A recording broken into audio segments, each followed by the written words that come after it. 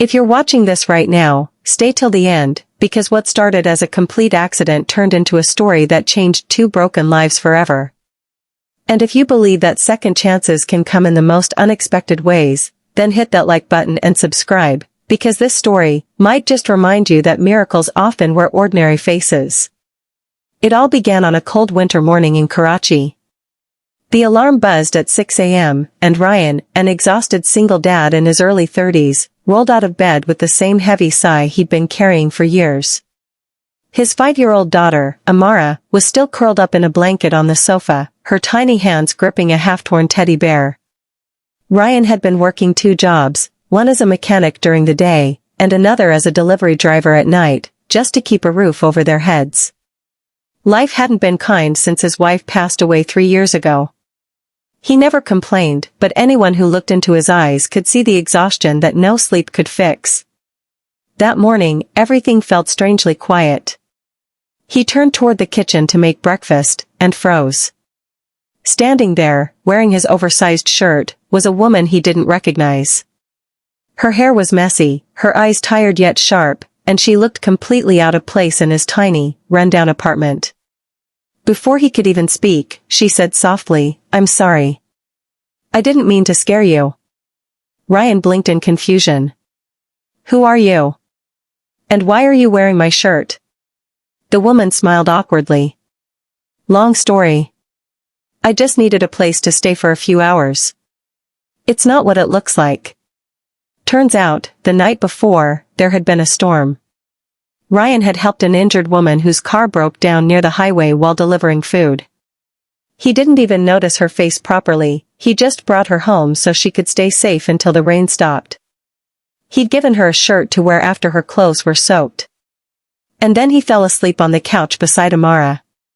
Now, in the morning light, he realized who she was. The woman was Ayla Qureshi, the CEO of Qureshi Motors, the biggest automobile company in the city. The same company whose job opening Ryan had been rejected from 2 weeks ago. Ryan's heart raced. What was she doing in his apartment? Ayla noticed his shock and said quietly, "You helped me last night without asking for anything. Most people wouldn't stop in that storm." "Thank you." He stammered, "I just did what anyone would have done." But Ayla shook her head. "No.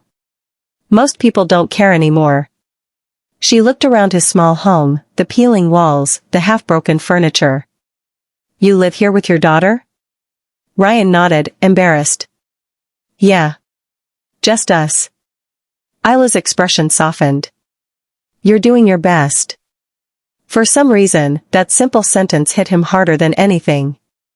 Maybe because no one had said that to him in years.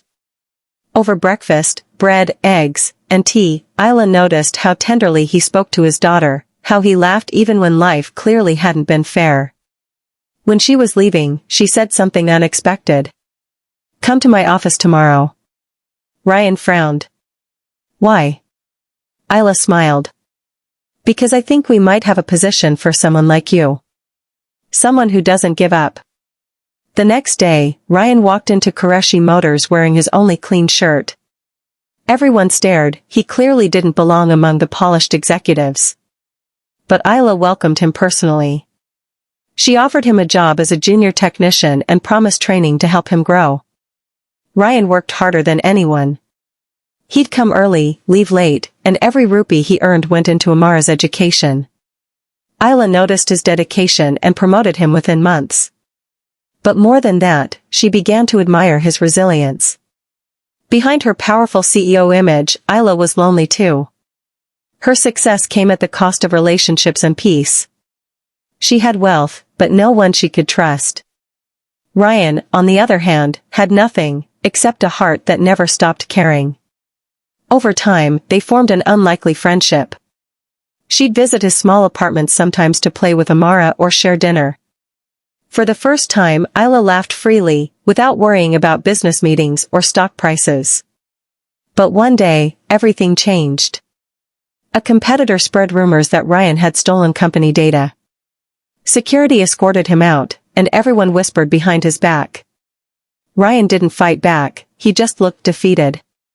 That night, Ayla visited his apartment again, wearing the same shirt she had borrowed months ago. Ryan was sitting on the floor, head in hands. She walked up to him, knelt down, and said, "You think I'd ever believe something like that about you?" He looked up, confused. "It's not your fault. People like me, we don't belong in places like that." Isla shook her head, tears in her eyes. "No, Ryan. People like you are exactly what the world needs. Honest, hardworking, kind." She then handed him a letter. It was a contract. She was promoting him to head of technical operations. Ryan couldn't speak. "Why would you do this?" She smiled. "Because I trust you. And because the world needs more people who never stop trying, no matter how broken they are." That night, as Amara hugged her dad, Ryan realized something. Sometimes, kindness is not just about helping others, it's about letting others help you too. And as for Isla, she found something that money could never buy, a sense of belonging. Months later, the company hosted a charity event. Isla stood on stage beside Ryan and said, "This man reminded me that true success isn't about what we build in business, it's about what we build in people." The crowd applauded, but Ryan's eyes were only on his daughter, smiling proudly in the front row. That night, he whispered to Amara, "We made it, sweetheart. Not because we got lucky, but because we didn't stop believing." So if you're watching this right now and life feels unfair, remember Ryan. Remember that the smallest act of kindness can change your future in ways you can't imagine. And if this story touched your heart, hit the like button, share it with someone who needs hope today, and subscribe for more stories that remind us that faith, kindness, and love still matter in this world. Because sometimes, a storm can bring people together, and one borrowed shirt can change everything.